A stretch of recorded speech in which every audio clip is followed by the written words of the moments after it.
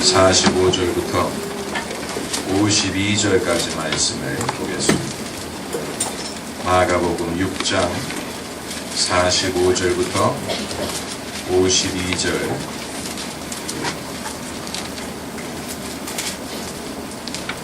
(45절부터) 52절까지 함께 읽겠습니다.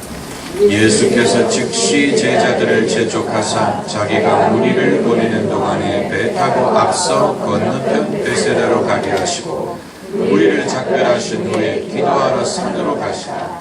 저물매 배는 바다 가운데 있고 예수는 홀로 무태에 계시다. 바람이 거스림으로 제자들이 괴로이 노젓는 것을 보시고 밤 사경즈음에 바다 위로 걸어서 저희에게 오사 지나가려고 하시매 제자들의 그의 바다 위로 걸어오심을 보고 유령인가 하여 소리 지르니 저희가 다 예수를 보고 놀람이라.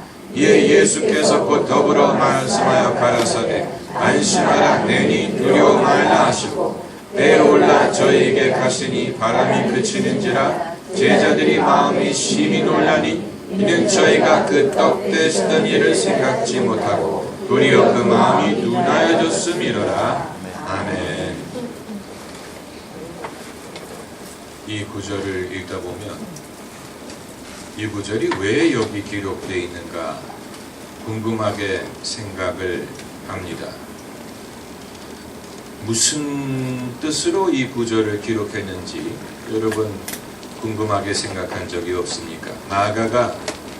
마가복음이 제일 짧은 복음서인데 마가가 그렇게 모든 것을 명료하게 간결하게 기록한 것으로 유명한데 한가한 사람이 아닌데 못하러 뜻이 불분명한 사건을 기록을 했겠습니까? 이 사건을 여기에 기록한 것은 뭔가 전할 메시지가 있었기 때문이에요. 마가가 무슨 전할 메시지가 있었다는 말이냐? 마가가 이 복음서를 쓸 즈음에 그때 뭔가 이 글을 통해서 마가가 하려는 말이 있었을 것이라고 보면 됩니다. 네, 오늘 본문을 보면 오병이어 기적이 있은 후의 일을 말하는 것입니다. 해는 졌고 어두워졌어요. 그런데 예수님이 제자들을 재촉해서 앞서 건너편 베세다로 가게 하셨다라고 했습니다. 그 말은 제자들을 먼저 보내셨다는 얘기입니다. 너희가 먼저 가라. 내가 뒤따라가마. 그리고 예수님은 혼자 기도하러 산으로 가셨다고 했습니다. 그런데 저물매 배는 바다 가운데 있고 예수님은 홀로 무태에 계시다라고 했습니다. 무엇을 말하려는 것인지 불분명합니다. 마가가 말하고자 하는 것은 예수님과 작별한 교회의 모습에 대한 것입니다. 작별이란 말이 오늘 본문에 나와요. 46절에 무리를 작별하신 후에 제자들이 탄 배가 뜻하는 것은 교회입니다. 성경에서 배는 항상 교회를 상징함. 노아의 방주, 또 바울이 로마로 잡혀갈 때 탔던 배, 또 예수님이 고라사인으로 건너가실 때 타셨던 배가 뜻하는 것은 교회. 예수님이 제자들과 작별하고 제자들을 먼저 배에 태워서 보냈다는 얘기예요. 그런데 예수님과 작별한 후에 제자들이 노를 저어가는데 괴로이 노를 저어갔다고 했습니다. 48절에 바람이 거스림으로 제자들의 괴로이 노젓는 것을 보시고, 이 괴로이 노를 졌다는 말은 진전이 없었다는 말, 이 진도가 나가지 않았다는 말입니다. 힘들었다는, 힘들어했다는 말이에요. 이것은 예수님이 승천하신 후에 교회의 모습에 대하여 마가가 격려할 목적으로 쓴 것이라고 추측을 할 수 있습니다. 예수님이 교회와 함께 계시겠다고 말씀을 하셨죠. 볼지어다 내가 세상 끝날까지 너희와 항상 함께 있느니라. 그러나 그건 성령으로 함께 계시다는 얘기지. 사실 예수님은 떠나가셨어요. 작별이란 말이 옳아요. 작별이란 말이 괜히 여기 등장하는 게 아니에요. 예수님은 당신의 백성들과 작별하셨습니다. 떠나가셨어요. 예수님이 떠나가셨다는 것을 우리가 인정하지 아니하면 예수님이 다시 오시리라고 믿는 것은 무의미한 얘기. 예수님이 떠나가셨으니까 다시 오심을 믿는 것이지. 그게 아니고 떠나가지 않았다면 다시 오신다는 말을 하는 것은 무의미한 것이고 성령으로 함께 계시는 것을 믿지만 그러나 예수님은 하나님 보좌 우편에 계시고 우리가 그분을 눈으로 볼 수 없습니다. 그분은 작별하셨습니다. 제자들과 작별하셨고 제자들을 배에 태워 먼저 앞서 보내셨어요. 작별했어요. 그런데 보니까 제자들이 괴로이 노를 젓더라. 진전이 나가지 않고 힘들어하고 마치 이 시대에 대한민국의 교회에 비교할 수 있습니다. 이 시대의 대한민국 교회도 괴로이 노를 젓고 있다고 보면 돼요. 풍랑이 있는 건 아니에요. 풍랑이 있을 때도 있었죠. 예수님이 거라사인으로 건너가실 때는 풍랑이 일었어요. 풍랑은 제자들을 두렵게 했어요. 지금 일어나는 건 풍랑은 아니에요. 그러나 오히려 진도가 나가지 않고 이 어떤 새로운 해결점을 모색하지 못하고 열심히 일을 하는 것 같은데 괴로이 노를 젓는 것과 마찬가지. 괴로이 노를 젓는다. 예수님이 보시기에는 안타깝고 또 한심하죠. 부모는 자식에 대해서 미련이 있어요. 부모가 지켜보고 간섭하지 않으면 자식이 공부를 하지 않으리라고 생각하는 미련이 있어요. 제 토론토의 한 친구는 대학에 들어가서도 집에서 다니면서 공부를 했는데 자기 방에서 공부를 하느라면 어머님이 방에 들어와서 의자에 앉으신대. 그리고 기도를 하신대. 그래서 주여. 아들은 공부하고 있는데 뒤에서 엄마가 주여. 그러니까 엄마는 자기가 대학생이지만 지켜봐야 진도가 나가리라고 생각한다는 얘기. 실제로 대한민국의 부모님들은 거의 그렇게 생각해. 뭔가 간섭을 하고 얘야 숙제해야 되지 않냐 이렇게라도 해야 애들이 정신을 차리고 공부를 하리라고 생각하고 뭔가 진전이 있으리라고 생각하죠. 목사도 마찬가지. 목사도 성도들을 가까이 지켜보지 않으면 성도들의 신앙의 진도가 나가지 않으리라고 생각하는 것 같고 성도들은 더 그렇게 생각해요. 목사님이 지켜봐주고 기도해주고 응원해줘야 믿음의 진도가 나가리라고 생각을 합니다. 실제로 그렇습니다.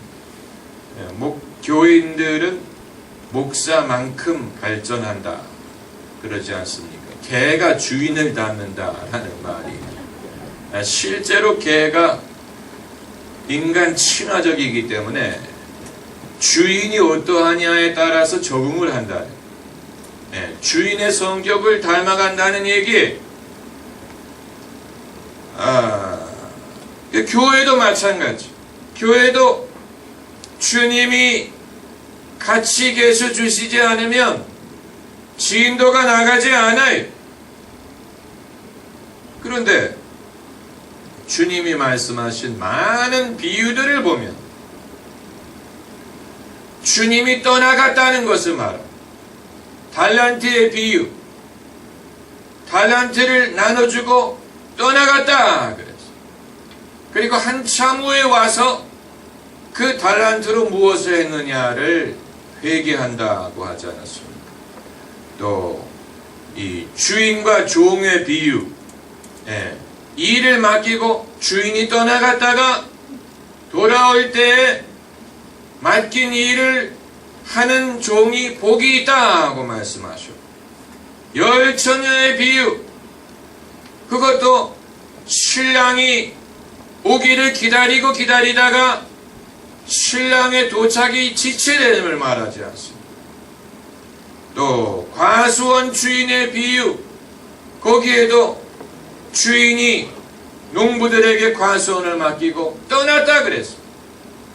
그리고 사람을 보내서 그 과실, 소출을 달라고 한다는 이런 모든 비유가 말하고자 하는 것은 주님이 떠나가셨다는 일. 그러나 떠나가 있는 동안에 이 일을 맡기고 달란트를 맡기고 과수원을 맡기고 사명을 맡겼다고 말하고 있는 것인데, 충실한 종은 어떤 사람이냐? 주인이 자리를 비워도 한결같이 그 일을 할 수 있는 사람이 충실한 종. 그런데 주님이 보시기에 이 제자들이 주님이 잠깐 작별을 한 것인데도 불구하고 주님과 작별을 하니까 모든 게 힘들어지는 거예요. 괴로이 노를 저었는데 진전이 없었다. 제자들의 모습을 예수님이 보시고 안타깝기도 하고 한심한 것이죠. 정말 충실한 종은 주인이 자리를 비워도 자신의 일을 충성스럽게 감당하는 사람입니다.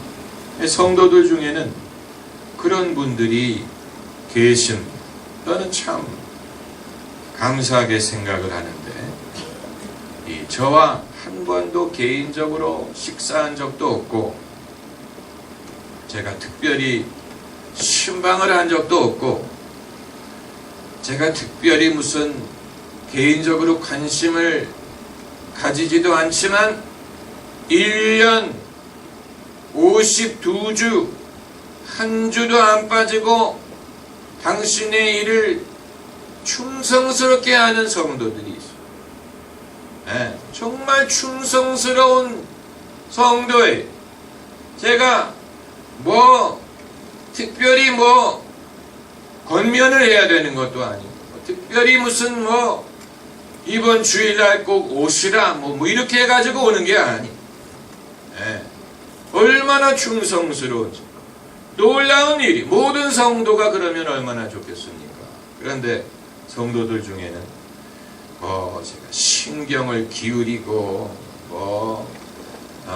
얼굴을 보자, 이번 주에는 교회를 오시라, 관심을 갖고 그래도 올까 말까 한 성도들도 있어요.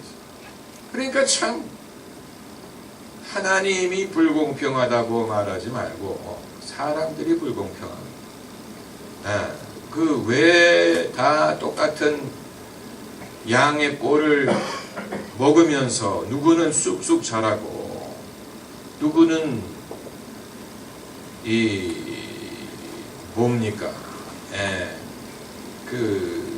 영혼의 문제가 해결되지 않는지 이해를 할 수가 없는 것이죠.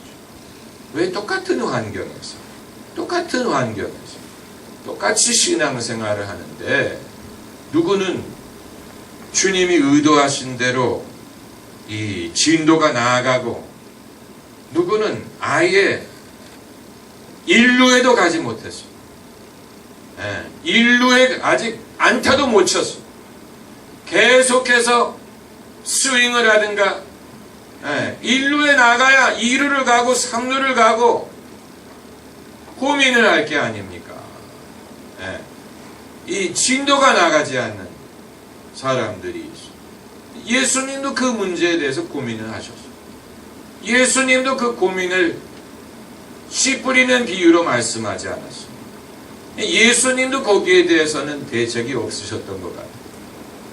이 길가와 같은 사람, 또 이 가시밭과 같은 사람들, 돌짝밭과 같은 사람들이 어떻게 바뀌느냐에 대해서 말씀하지 않으셨어요.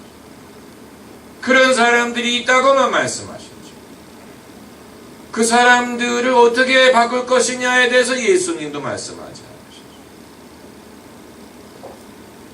그러니까 여기에 대한 교훈은 그런 사람이 되면 안 된다. 어떻게 하면 안 될 수 있습니까? 그건 모르겠지만 각자 열심히 노력을 해서 그런 사람이 안 되려고 해야 돼. 돌짝밭과 같은 사람이 돼서는 안 돼. 어떤 사람이 돼야 됩니까? 옥토와 같은. 저는 그 옥자가 구슬옥자인 줄로 알았어요. 무식의 관로죠. 그런데 한문을 보니까 그게 그 옥자가 그런 뜻이 아니고 이 좋은 땅, 이 빗물을 잘 받는 그런 땅이라는 뜻이. 옥자가 구슬옥자가 아니었어요. 이 한문을 보니까 그걸 알게 됐는데, 그래서 저는 성도에게 불필요한 관심을 갖는 게 오히려 버릇을 나쁘게 하는 것이 아닌가, 이런 생각도 합니다. 성도에게 불필요하게 관심을 가져주는 것이 오히려 잘못된 습관을 들게 해가지고, 그렇게 하지 않으면 결국 누가 천국을 가는 겁니까? 본인이 가는 겁니다. 본인이 천국 가게 하려고 하는 것인데, 목사가 그렇게 해서 목사가 하는 게 아니, 본인이 천국 가라고 하는 것인데, 그래서 은혜를 받으면 누구에게 유익이? 당사자에게 유익이죠. 그런데 그거 안 하려는 사람, 그건 버릇이 잘못 들인 것이죠.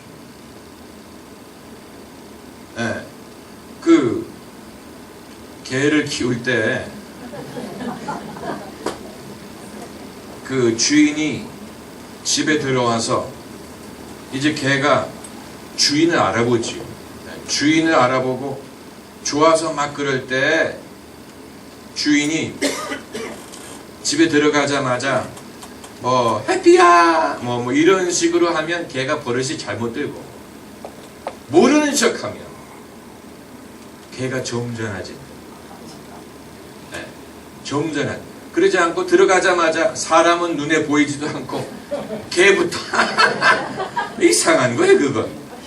사람 먼저 인사를 하고 그리고 개를 인사를 해야지. 어떤 사람들 들어가자마자 해피야! 그러면 개가 더 부잡스러워져.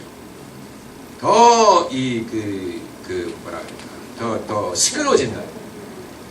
그러니까 버릇을 잘못 들인다는 얘기인데,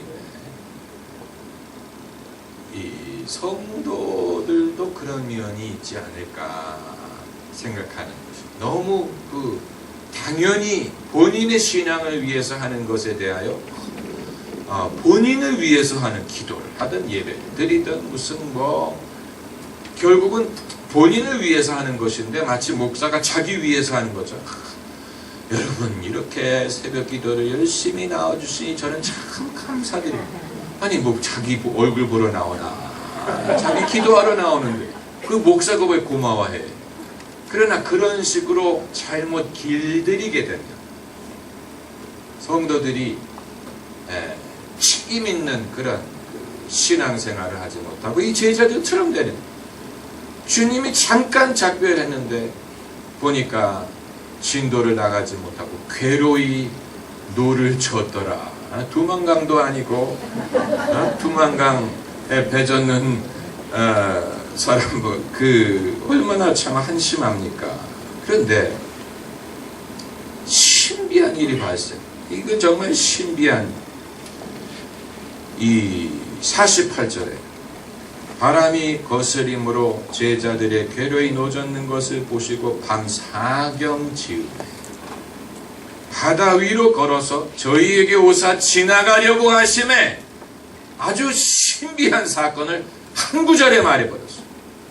물 위를 걸었다는 사건도 신비하고 지나가려고 했다는 것도 무슨 뜻인지, 이들이 지나가려고 했다는 얘기, 아마 제자들이 예수님 하지 않았으면 그냥 지나쳤을 수도 있다는 얘기. 아주 신기한 사건, 아주 신기한 사건. 그것도 새벽 4시에 제자들이 그의 바다 위로 걸어오심을 보고 유령인가 하여 소리지르니 당연히 놀라지요. 예수님이 걸어오시리라고 누가 상상했겠습니까? 근데 예수님이 걸어오셨어요. 이제 이게 주님은 당신의 백성들을 내버려 두시다가 어느 한순간에 갑자기 물 위를 걸어오시는 것처럼 다가오신 주님이 역사하시는 방법, 모더스 오페란디, 이 모더스 오페란디라는 말을 찾아보니까 일하는 습관이라고 번역을 했던데, 우리는 주님의 일하시는 방법이라고만 생각했지 주님이 일하시는 습관이라고 생각한 적이 없죠. 그러나 어떻게 보면 주님이 역사하시는 습관이라고 보면 더 정확할지도 몰라요. 주님이 대부분의 경우에 내버려둬요. 여기 제자들 내버려두다가 기대하지 않는 어느 순간에 신비하게, 이건 이제 사람마다 나타나는 방법이 다를 것입니다.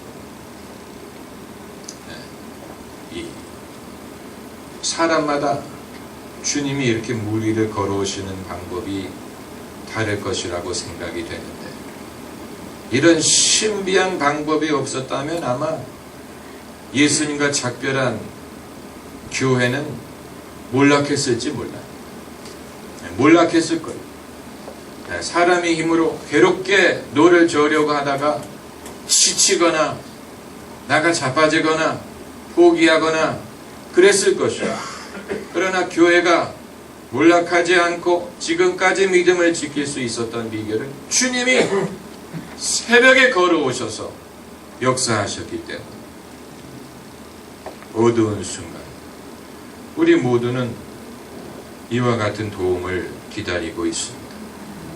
주님이 내가 생각하지 않는 순간에 물 위를 걸어서 내게 찾아와 주시기를, 답보하고 있는 우리를 내버려두지 않으실 줄을 믿어야 됩니다. 이 48절에 저들이 괴로이 노젓는 것을 보셨다. 신비한 구절이에요. 거리가 뭔데 어떻게 보셨다는지, 어두운데 보셨다고 했어. 이런 구절을 우리가 지나치면 안 돼. 보셨다고, 이건 주님이 우리를 내려다보시는 것을 뜻하는 거죠. 우리 주님이 안 보이고 작별하고 여기에 계시지 않는 것처럼 생각되지만 주님은 우리의 모습을 보고 계시다. 보고 계시다. 그 당시에 교회에 주신 말씀이고 오늘날도 우리에게 주시는 말씀입니다. 할렐루야. 기도하십시다.